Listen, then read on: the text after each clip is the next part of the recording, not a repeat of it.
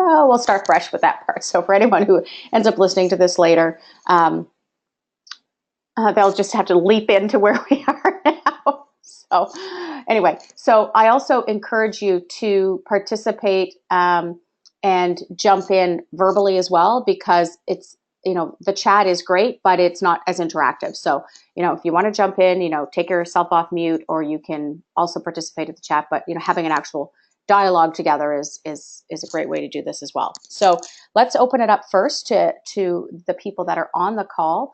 And is there anything that you guys have going on that you need help with, a question, you're struggling with something, weird scenario? Monica's usually really good for a weird scenario. Before I go into any direction that I may have outlined.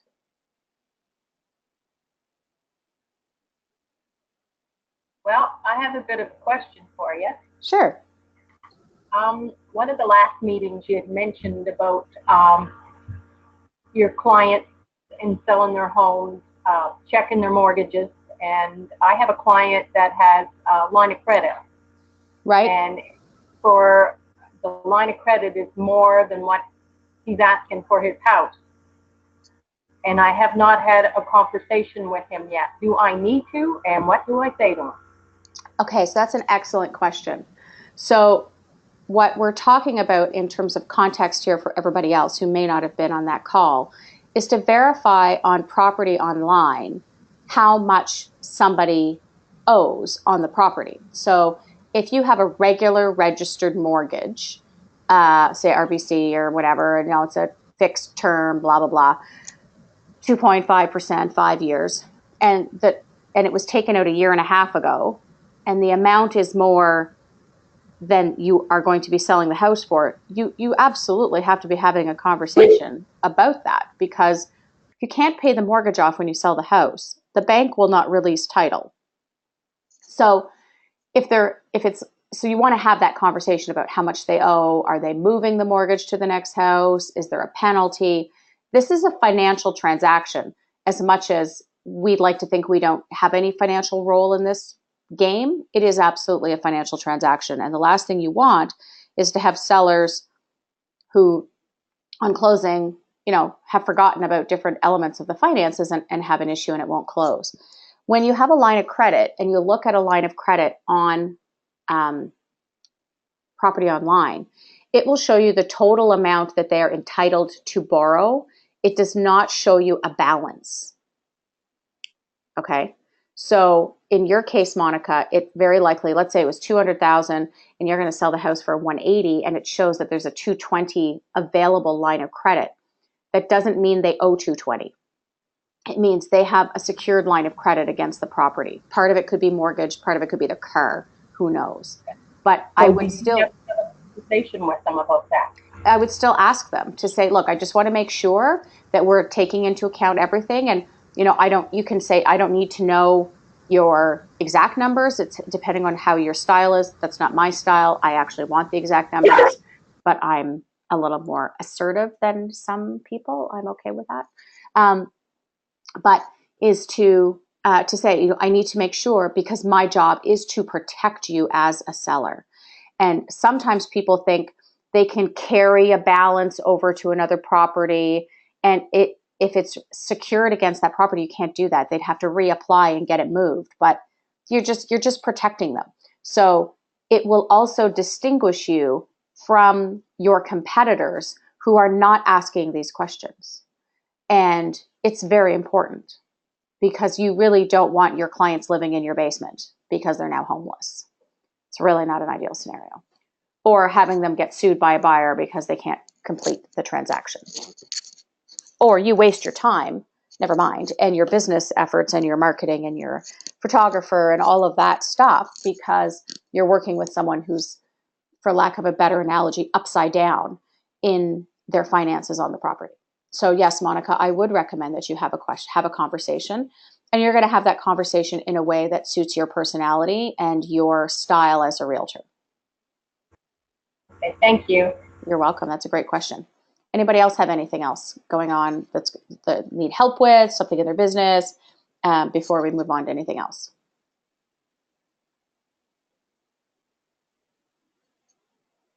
Everybody's perfect. I love it.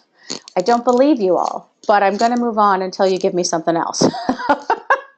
So one of the things that we had talked about a little while ago on one of my calls was this conversation about prospecting and your business activities.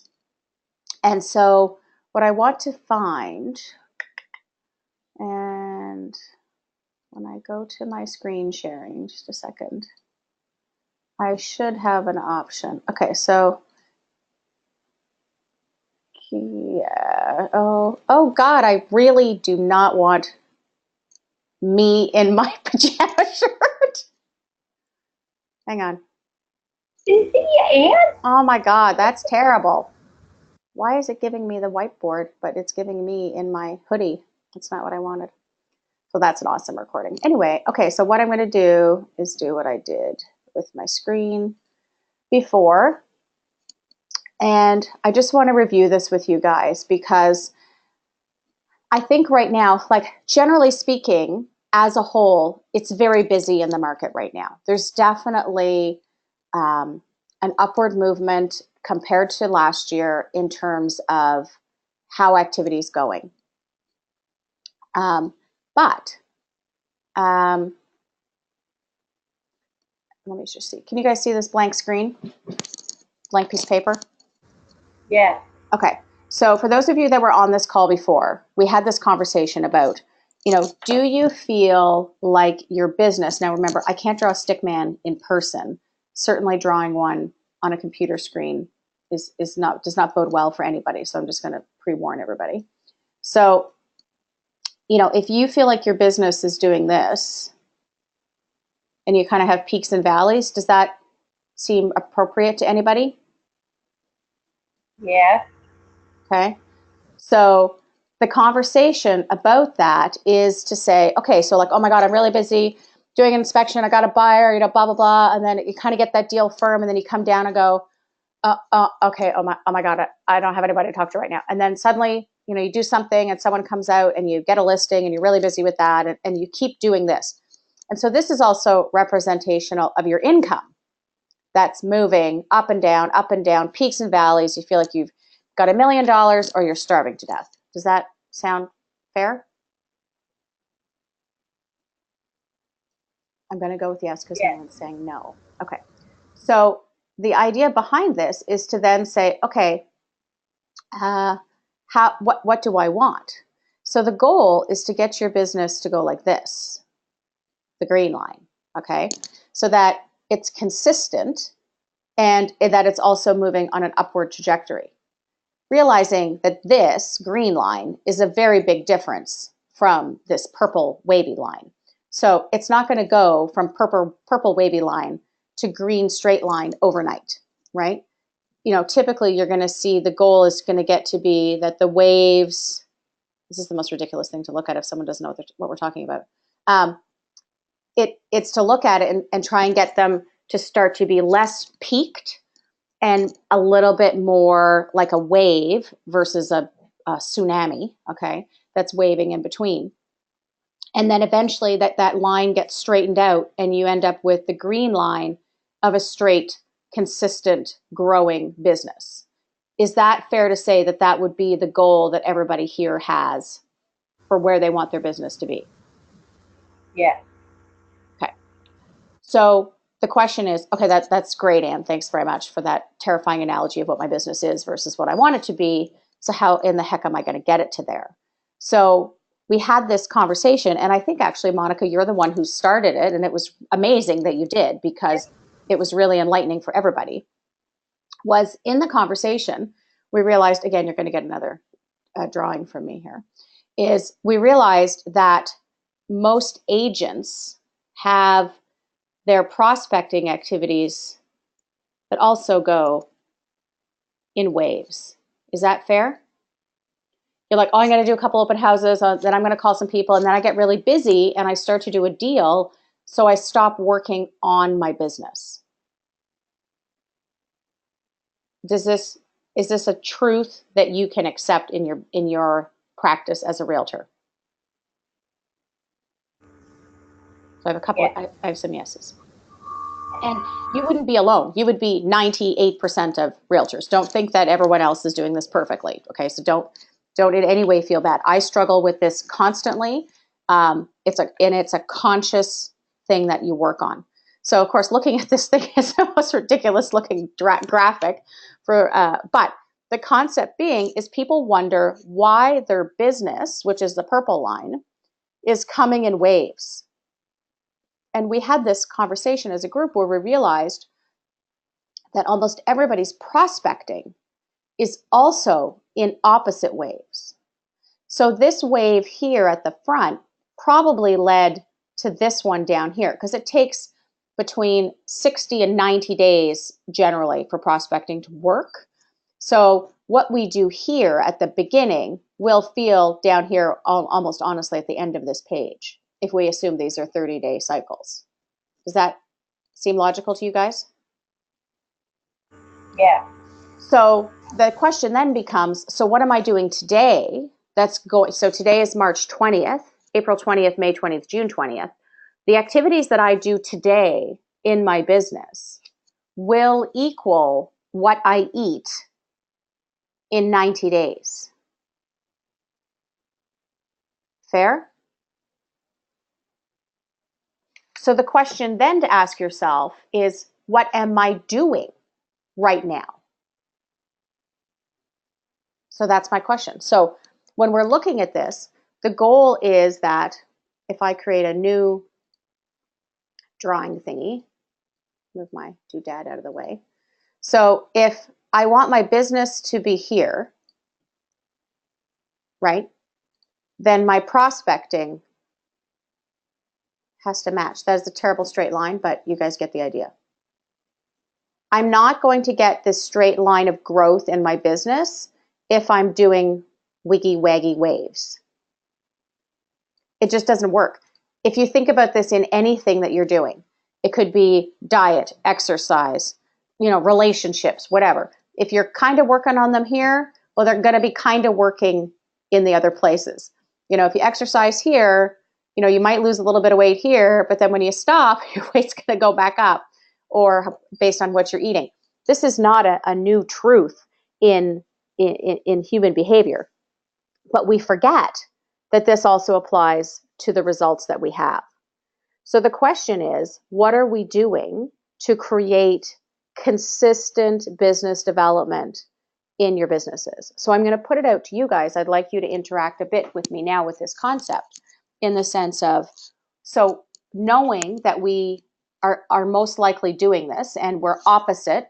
We prospect for a little bit when we're not busy in our business, and then we get busy in our business, then we stop prospecting, right? So we all admit that this happens. So then how do we fix it, right? So what do you think some ideas are to fix this?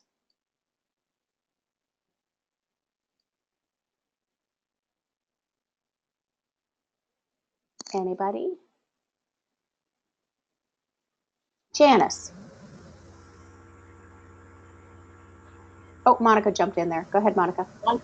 One thing that I started doing again, I had been advertising in a local real estate magazine, and in October I decided to go out of it because it was expensive, and because I was taking most of the magazines home from the office here and using them in our wood furnace.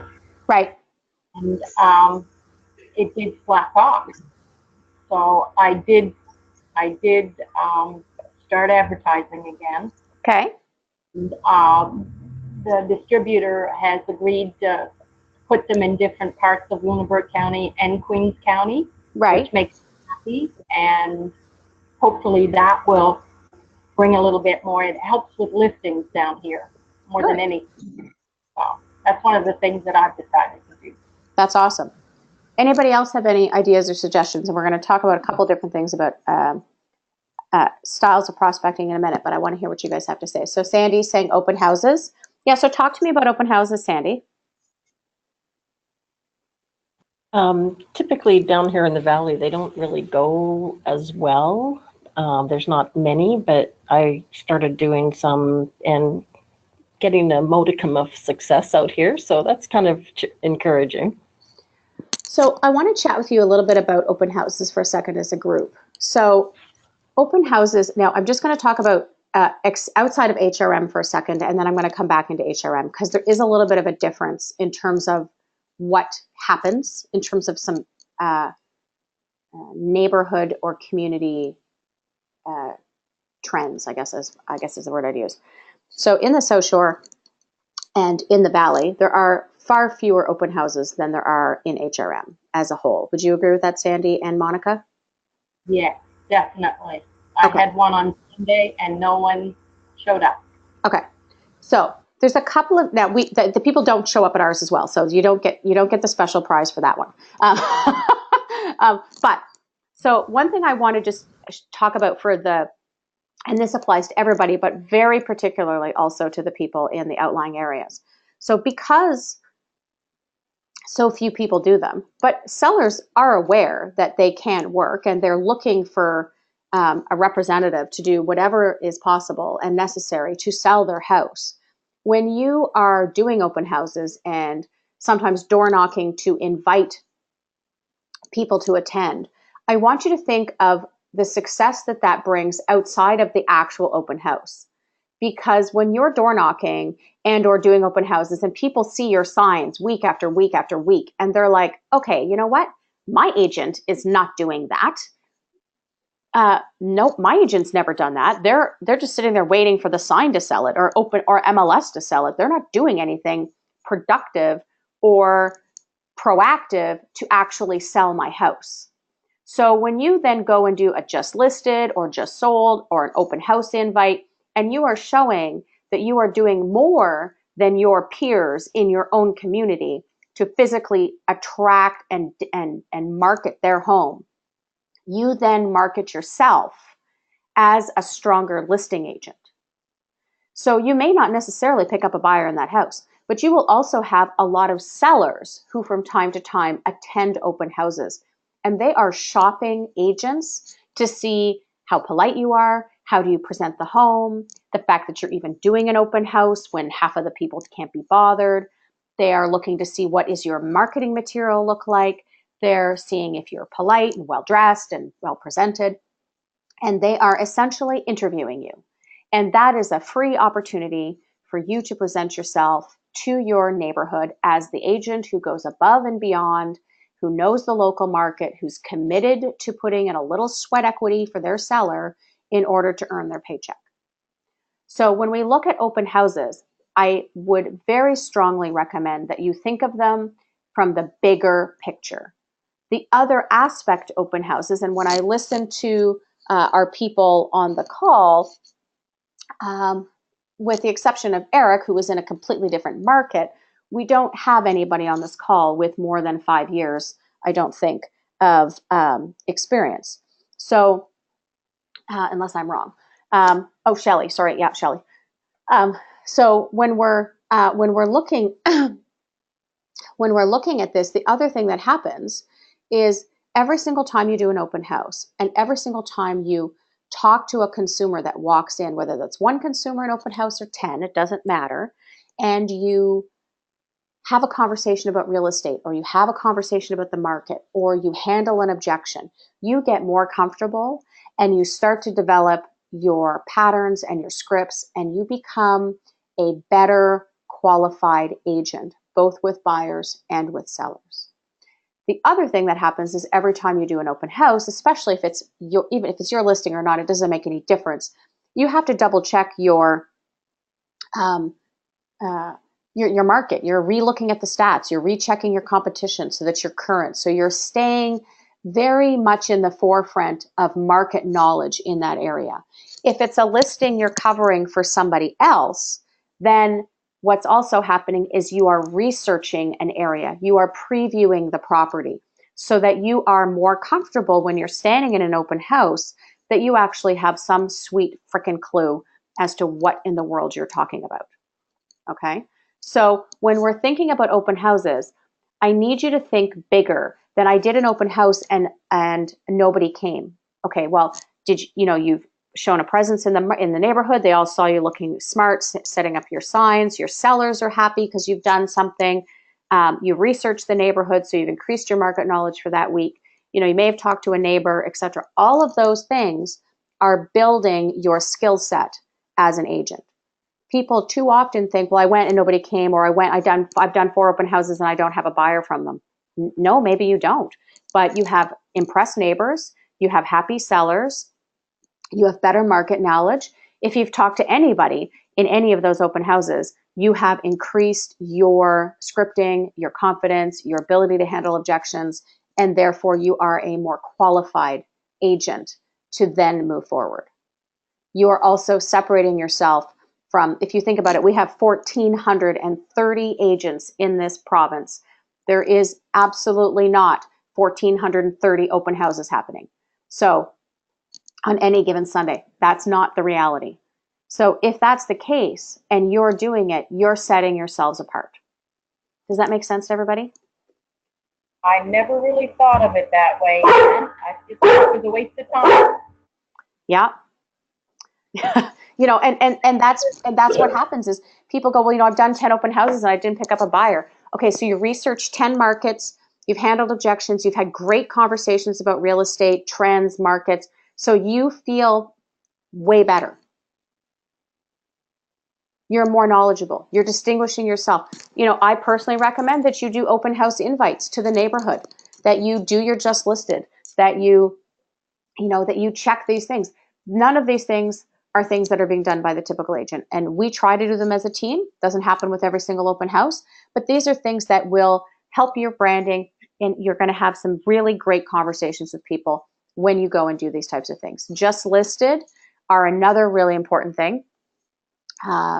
We've been very fortunate recently. We've actually had a few listings come on, and, you know, we haven't had them long enough to get the just listed out. But, you know, so then we'll send out the just sold, whatever. But the idea with a just listed is it markets the house, not you. A just sold is a yay me card. A just listed is a yay house card. They're not the same. The neighbors are more interested in the just listed to see what you're doing to sell the house. Then you have the right to say just sold. You really don't have the right to say just sold if you didn't bother to do just listed. That's an opinion. Okay? Does that make sense to everybody? Thoughts, questions, comments? Another thing that I find is helpful, and for me, is not so much on the open house idea, but just following up with people that I've already worked with, and just a phone call to check in, and then to ask the question, do you know anyone that's looking to buy or sell?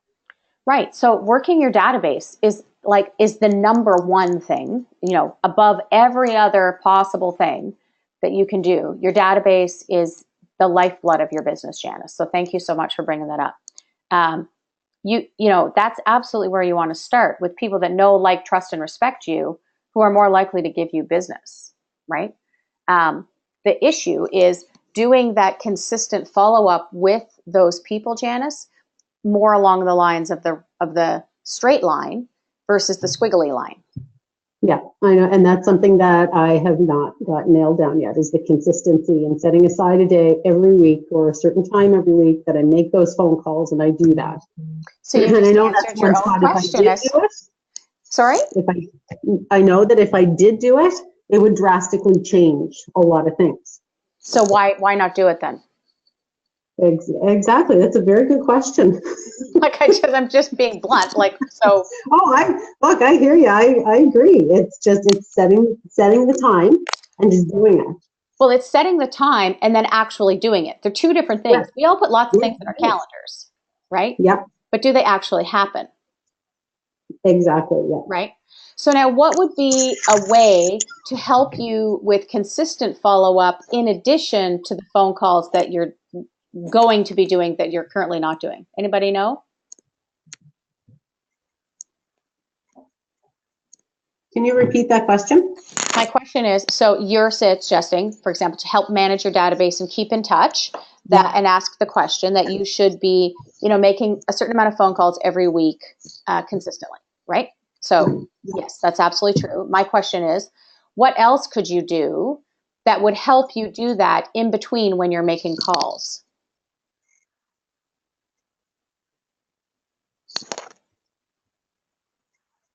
Anybody? So I'm going to answer Shelley's question in just a second, and Sandy. So the answer would be using your KWE Edge program and using the drip campaigns. And what is the cost of using those tools? Anybody? Zero. Zero. So what is our reason for not using them? We don't have one. Correct. That's the right answer, right? That is correct. Okay. So there's two things I just want to chat about quickly, and then I'm going to go back to Shelley's question, which is what is the best time of day to prospect? So I want to just discuss the difference between passive and active prospecting. Does anybody know the difference?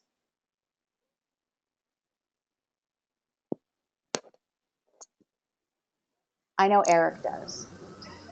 I don't. Okay.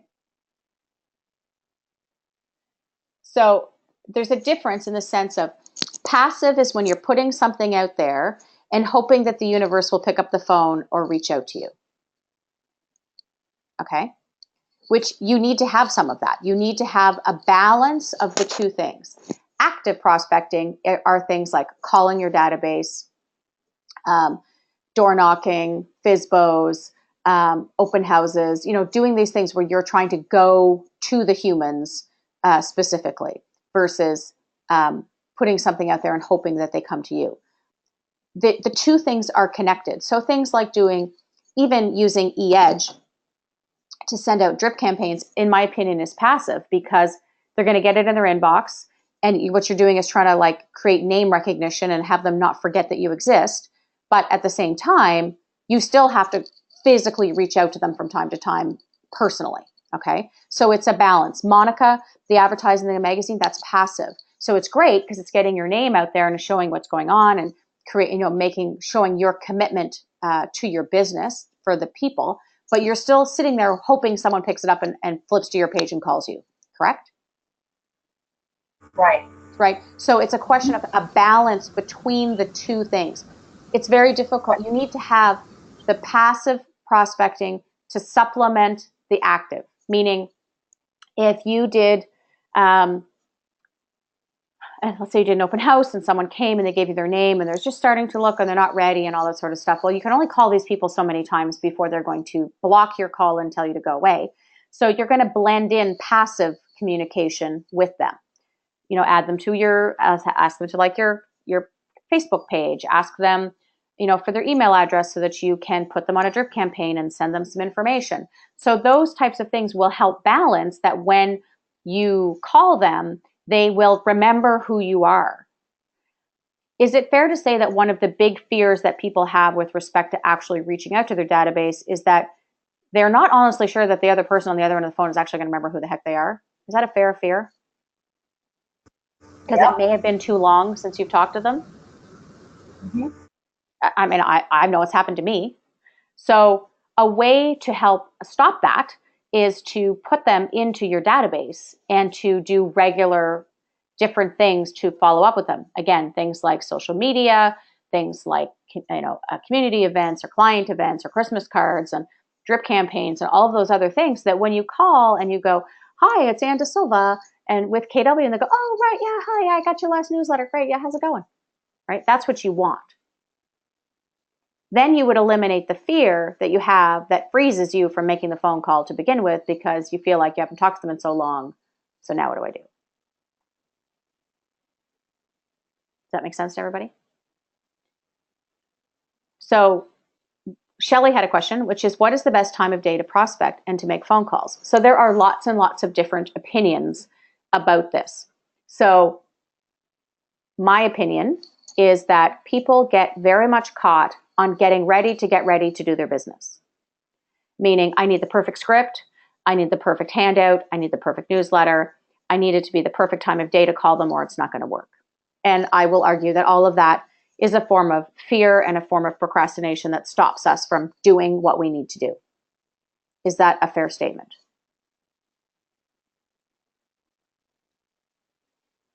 Yes, no, I hear nothing. Yes, okay. So whether it applies to all of you or not, that's fine. So, one of those things that's the same idea as, doing your first listing appointment. I mean, I still remember my first buyer. I didn't even have business cards because the company I worked for took so blinking long to get them printed for me that I happened to get a lead from someone I knew, and it was a FSBO and whatever, and she was looking to buy. So I didn't go after the FSBO. I went after her as a buyer.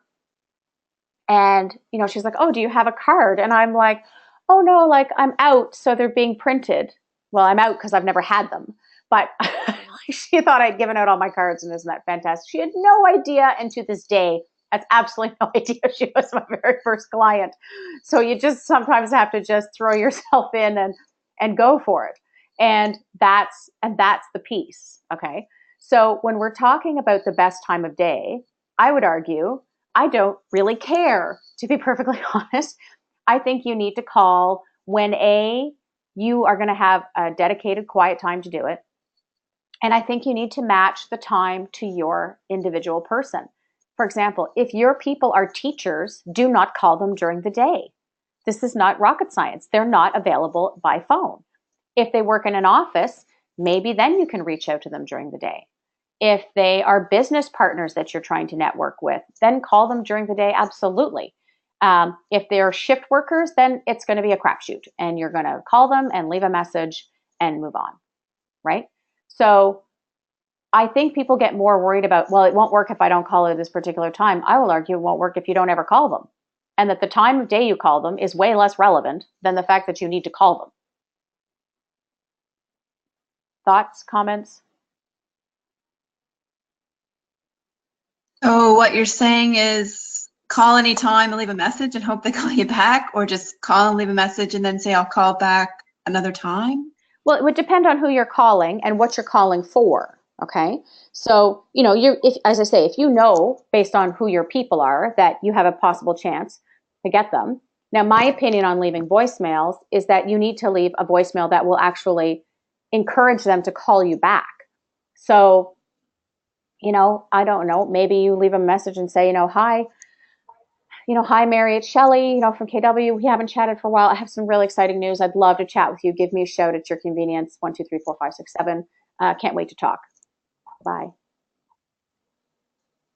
So they're going to call back, and you're going to have whatever it is that you're calling about. You are calling to let them know that, it's exciting. You've been notified by one of your mortgage partners that rates are locked in for the next little bit, but they are anticipated to go up. And you wanted to make sure you reached out to all of your clients to let them know if they were thinking of refinancing or investing or even selling, that this would be the time to do something, because if you know something that could save them money and create financial health for them, then you wanted to reach out. I mean, that's an example. You could be doing a charity fundraiser. You could be, there's a zillion reasons. You could be reaching out to say, your message could be as simple as, hi, Mary, it's Shelly from KW. And, I've had a crazy year. It's been awesome. And I'm calling to apologize that I haven't talked to you in a really long time. I'd love to catch up and see how you and John are doing in the house. And if I don't hear from you in the next couple of days, I'll follow up. I hope you have an amazing Monday. Cool. Like, you guys are making this all way too complicated. It's just me, not them. No, every agent. No, I mean, like, every agent does this, Shelly. What you're saying, I would suggest, thanks, Janice, for being here. In theory, this is recording, and if you want to finish the rest of it later, you can. I would argue that every agent is paralyzed by not knowing what to say. And scripting is, there's a zillion scripts on KW Connect that are available. You can reach out to anybody in the management team to help you, or another peer that is doing well with it. But I would argue that you guys are making it way too hard on yourselves. And that when somebody else calls you, it's not perfect either, and you haven't hung up on these people. So in terms of the time of day, I would say the time of day that you're actually going to make the call is the time of day to do it. There are all kinds of training, including KW training, that suggests very specific times a day be set aside. And yes, that's true. But ultimately, I would rather you do it and do it consistently than worry about when you're going to do it. So Sandy just posted a note saying she gets lost in KW looking for scripts. Totally fair. If you're looking for something really simple and really easy to get going with, then I would just reach out to Laura Lee, because as team leader, that's one of the roles that she has. We also have a productivity coach who is also available to help with different pieces like that. So so Emily has to run away as well too, but I'm so glad to have had our new people on the call. So the idea behind here is, again, you know, I call it getting ready to get ready to go. You know, it's like, you know, I need my checklist and my binders and my desk perfect and whatever. And none of this has anything to do with the trade of real estate. You need to have conversations with people. You need to be in their face. You need to be genuine and real and who you are. No one is looking for you to be phony. That's not what we're trying to do here. You need to just be you and to share with them what you know. And being a secret agent, which is unfortunately the case for a lot of people in our industry, where you know they're very organized and they have some very lovely tabs and some very lovely folders, but nobody actually knows they're still in real estate, is not going to help you. So if we go back to the conversation about, you know, the wavy lines, which I know seems like a weird way to do it, but I don't know how else to explain it that's visual for people. We wonder why our income is inconsistent.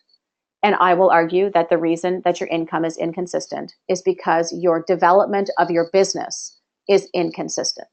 And that only through consistent business development, regular appointments, regular shadowing, regular open houses, regular touch bases, will you have a business that looks like the black line and does not look like the squiggly purple line. And I will argue that if you talk to any successful agent who has consistent closings every single month, they are constantly doing something every single day to touch base on their business. Okay, so if you guys are good with that, if you don't have any other questions, I'm just going to go one quick thing with you before, and then we'll close off with any other questions, and that'll be as much as the brain can handle in one day. Is typically about an hour of me yakking at you at one time. So just a reminder also, you know, talking about open houses, we are a designated agency. So unless you are on a team, you want to make sure that the open house you're covering, if it's not your own, that agent has amended the listing agreement to put you on as a designated agent for the time period that you're there. It's important that you remember that is, so let's say, Monica, you were covering, oh, hi, Pat. You were monitoring, you were doing Sandy's open house. So Sandy would have to amend her buyer designated in order to be there and be present. And that while Monica is at Sandy's open house, you represent the seller.